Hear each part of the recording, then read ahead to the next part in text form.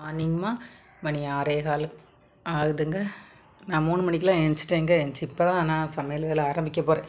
இந்த blouse cut பண்ணுறதெல்லாம் cut பண்ணி வச்சுட்டு இருந்தேங்க. கிச்சனுக்குள்ளே இப்போ தான் வரப்போகிறேன். எல்லாம் நேரத்தெல்லாம் க்ளீன் பண்ணிட்டு வச்சுதாங்க. இது இட்லி தோசைக்கு ஊற வச்சுருக்கேன். சுடுதண்ணி, பழைய சாதம், நைட்டு வச்சு சுடுகஞ்சி இதெல்லாம் இருக்குங்க. சரி, அப்புறம் என்ன செஞ்சேன்னு காமிக்கிறேங்க, என்ன வேலை செஞ்சேன்னு. ஹாய்மா, கரெக்டாக 7:30 ஆகுதுங்க. வாங்க என்னென்ன செஞ்சுருக்கேன்னு பார்க்கலாம். தோசைக்கு ஓடிட்டுருங்க, சவுண்டு கேட்க, அதனால் ஆஃப் பண்ணிவிட்டு அப்புறம் மறுபடியும் போட்டுக்கலாம். இன்றைக்கி எல்லா காயும் போட்டு சாம்பாருங்க. எல்லா காயும் வச்சு சாம்பார், சாதம் வச்சாச்சு, காக்காக்கு எடுத்து வச்சுட்டேன். இது கோதுமை இடியாப்பங்க, ஊற்றி வச்சுட்டேன். அவ்வளோதான், ஆஃப் பண்ணிவிட்டு எடுத்துட வேண்டியதாங்க. பாலை காய்ச்சி வச்சுருக்கேன். எனக்கு காப்பி மட்டும் போட்டு குடிக்கணும். முள்ளங்கி தொக்குங்க, பிள்ளைக்கு முருங்கைக்கீரை தோரன் எல்லாத்தையும் எடுத்து வச்சுட்டேங்க. பிள்ளைக்கு சாப்பாடு எல்லாம் எடுத்து வச்சுட்டேன்.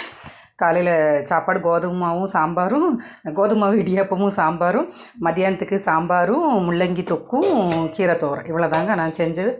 ஓகேம்மா, இவ்வளோ பாத்திரலாம் தேய்ச்சி எல்லா வேலையும் முடிஞ்சாச்சு. தோசைக்கு அரைச்சிட்டு இருக்குங்க. அவ்வளோதாங்க, இவ்வளோ நேரத்தில் வேலை நான் செஞ்சது. ஓகே, பாய்மா.